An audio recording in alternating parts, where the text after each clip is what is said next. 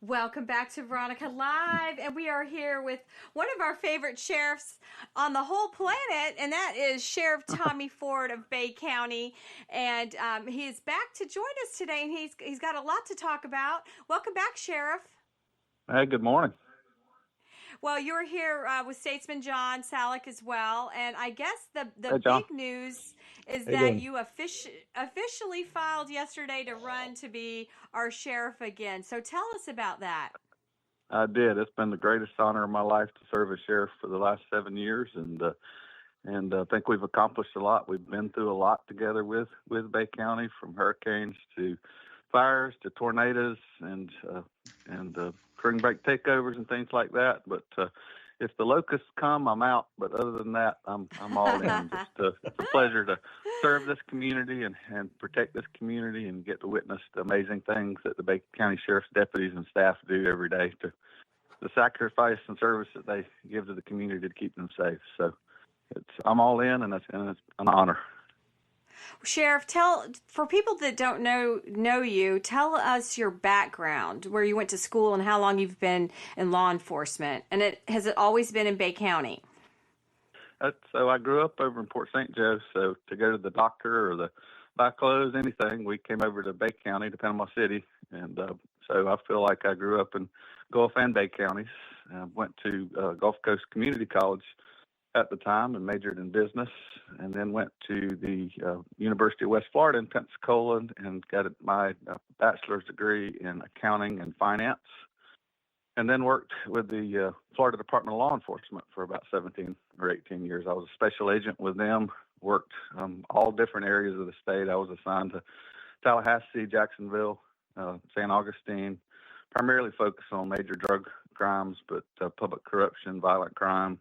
It's kind of the gamut that FDLE works in criminal investigations, and moved back here in 2003 as the supervisor, or what they call the resident agent in charge of the Panama City field office, which covers the 6 counties in the 14th Judicial Circuit, and ran the field office. And just having grown up here, my wife grew up here. It was just an honor to get back here and worked some pretty big cases with FDLE while I was at the field office. The baby Shannon case, the missing infant in Washington County, was about a month before I went to the sheriff's office, and we searched day and night for 4 days and recovered her safely in a box under the bed of her caretakers at her caretaker's house. So that was very rewarding. Worked the Mariana quadruple homicide in 2005, 2006, and some other cases, but really developed a relationship with Sheriff McKeith and the Bay County Sheriff's Office, and just fell in love with that agency, their culture, and the way they do business, and the way they're relentless against crime, but also the way they serve the community. So he offered me a position as his operations commander in 2009.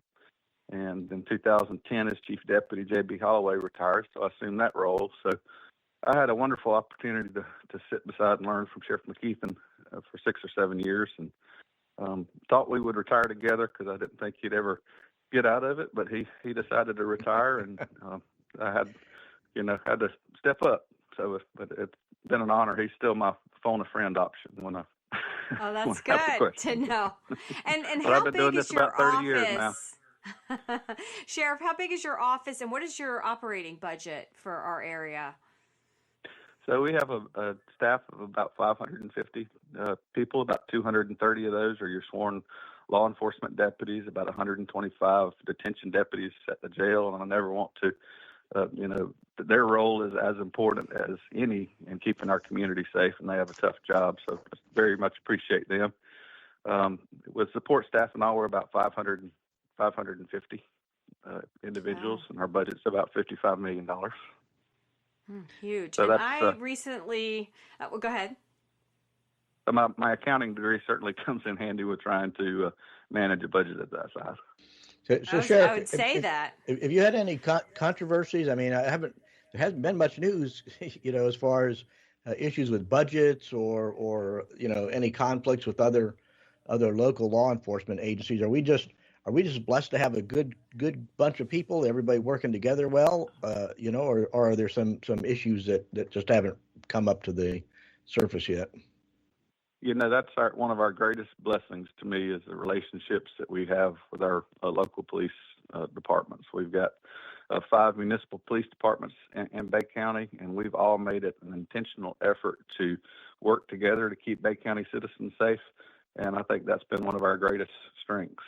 All 5 of the police chiefs are my friends. They all support me for re-election, which means so much to me. But we've been able to do joint operations and joint efforts such as our Bay Real-Time Operations Center, and it serves the citizens well because having worked in about half the counties of the state with FDLE, it's not like that everywhere. There are some places that the police chief and the sheriff don't even talk to one another, and something has happened in the past where there's a controversy and they won't, they've had a falling out, and the citizens don't benefit from that. So very proud of that relationship. And as far as the budget and things like that goes, we've received great audits every year I've been in office, and just feel like things have gone well and want to continue our efforts. Well, I want to talk about my ride along with you the other day. I was connected to National Press, and they wanted to get first, they wanted to be on the front lines of all the tornado activity that hit our region. I think it was January 8th. And so I was so proud to be with you, Sheriff, and the Epic Times, and to tell our story actually internationally.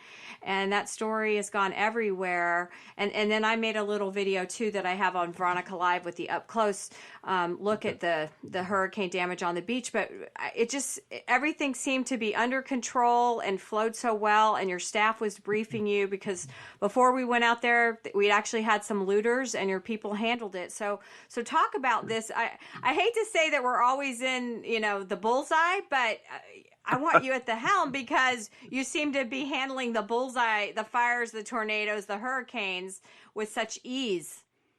Well, I'm starting to take it personal a little bit. But it has been, since I've been sheriff, I have been kind of put in the role of a crisis manager. And Veronica, I appreciate you bringing Epoch Times down because they were able to tell our story nationally. Sometimes I know during Hurricane Michael and all, we didn't feel like our story was getting told. So they did a really good job on that article. But we've made intentional efforts at the sheriff's office, and it really kind of stems from the school shooting situations. Parkland really, I look at the crises that we had here in Bay County, but probably one of the things that shook me the most over my time as sheriff is the Parkland shooting. And I wanted to make sure that we were prepared to respond to a situation should that happen here. Pray that it doesn't, and we work to prevent that. So we instituted a active shooter incident management model. I brought in a training company that taught us this model. We've lived it and breathed it and put it into our culture. We've worked with fire and EMS and our other police departments to where we're all working together the same way. And we use the benefit of that is it's an incident command structure that we can use on any type of disaster or crisis. And we've really kind of adopted that. And I feel that we're well suited from experience as well as training to manage these crisis situations. Sheriff, they came out with the Uvalde report, analysis and everything that this past week. Does your agency, does your sheriff's department go through those kind of reports and look at your operational procedures and structures and say, hey, maybe, we don't want to make the same mistake here, and it looks like, if we do this is our policy, maybe we need to change it. Do y'all have a process for looking at those kind of things? Absolutely. I'm a big believer in that. I think Parkland was a good learning environment from that. Uvalde, I think that our profession evolved a lot after Columbine and lessons learned. I want to learn these lessons from other places and not have to be the one that people are learning lessons from. So I'm a big believer in after action review and, changing our policy, our training. And we've really done that after every school shooting. After Parkland, some really great things in school safety came about. We worked closely with the school district and Superintendent Husfeld, and Superintendent McQueen is continuing a focus on safety. But we put the school guardian program in place. We were one of the first agencies to do that, where now we have teachers and administrators that we train for about 160 hours during the summer in very intense training and high training standards that are now in our schools that are armed and able to work with us should an assailant come into our schools. We've got our school resource deputies highly trained.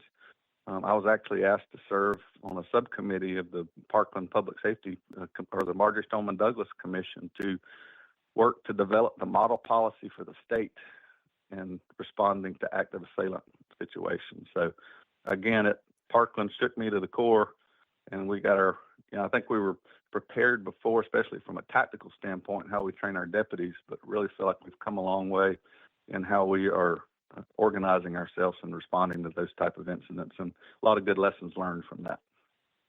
So, Sheriff, Tuesday and Wednesday, I was running around in Tallahassee at the Capitol with the Republican Liberty Caucus, and we met with numerous Republican legislators, and they do not want to do away with the red flag law. So I wanted to hear your stance on that. And then they were fine with to buy a long gun, you need to be 21, and having served my country, for 20 years, at 18, I definitely would want to buy a weapon. So I wanted to hear your stance on this. And these Republicans did not, they like the way it is. They don't want to shake anything up with the Second Amendment, and I kind of was shocked by that because Republicans were so strong when it comes to, being able to buy weapons lawfully. Of course, I want you trained if you own a weapon, but so I was a little shocked by this. So tell me your stance on red flag laws and being 21 to buy a weapon. Right. So I'm a strong Second Amendment supporter, and I think that that's not about the comfort of government or law enforcement in these situations. It's about the citizen's right, to keep and bear arms shall not be infringed upon. So things like the permitless carry I support. Open carry, I can't say doesn't cause me some concerns in certain situations like our spring break takeovers and things like that. But again, it's not my concern that is in the Constitution. It's the citizen's rights. The red flag laws, or what we call a risk protection order, I think that they are a needed tool because over the course of 30 years, I've seen numerous situations where somebody had a mental illness and had weapons, and we were very concerned that they were going to, conduct some type of a mass shooting or harm themselves or others. But I think that it has to be tightly controlled and regulated. At the sheriff's office, it requires either a major or above approval to do that. We've done very few of those. There are some agencies that I'm a little concerned about. I won't name any, and they're not really around here, but that kind of use that tool a little bit too much. But I do think that Florida got it right in the sense that it requires a law enforcement investigation. It requires judicial review. There's due process. There's also a protocol in there, a procedure in there, that if the person has a family member or a friend that can store those weapons for them and sign an affidavit saying that I'll make sure that this person doesn't have them during the time the risk protection order is in place, then they're able to store those weapons. Like I said, we use it very infrequently here in Bay County, but there are situations that arise that I do think it's a benefit. As far as that's great age, to hear that. As far as the age to purchase a weapon, I certainly don't think that makes us any safer. I'm not in charge of making the laws. I enforce them, but I think that if it's 18 to go into the military, then I agree that that's what it should be, but I don't make the laws. So I know you've got to run, but you've got a big event on Wednesday at the county government building. I do. So tell us what's happening Wednesday. So I'm announcing, my re-election campaign for sheriff, and it's just been the greatest honor of my life and career to be sheriff of Bay County and serve and support the men and women that are out there doing the job. They do amazing things on y'all's behalf every day. They make tremendous sacrifices, and I've really viewed my role as support to them in doing that job and getting them the tools, the training, and the resources that they need to do that, and being their cheerleader. And as you run off, I know you have a big event today, and you wanted to Oh shout my out to goodness! someone very special in your life. So please share. Oh my goodness! I do have a big event today. I have the honor of walking my 84-year-old mother down the aisle as she gets remarried, and, to a gentleman named Buddy Martin, and wish them all the best and all the happiness in the world. I can't say it's not a little tough to do, but want Mama to be happy. Well, many blessings to your mother and her new marriage at the young age of 84. And I will see you, Sheriff, out at your campaign event on Wednesday. And always, check 6, and God bless all of the men and women that work for you and you as well. Great. Thank y'all so much. Have a good day. Thanks, Sheriff. Thanks. Well, that was great. We had Sheriff Ford joining us, and when we come back, we will be joined by Father Michael Nixon from the St. Dominic Catholic Church. We'll be right back.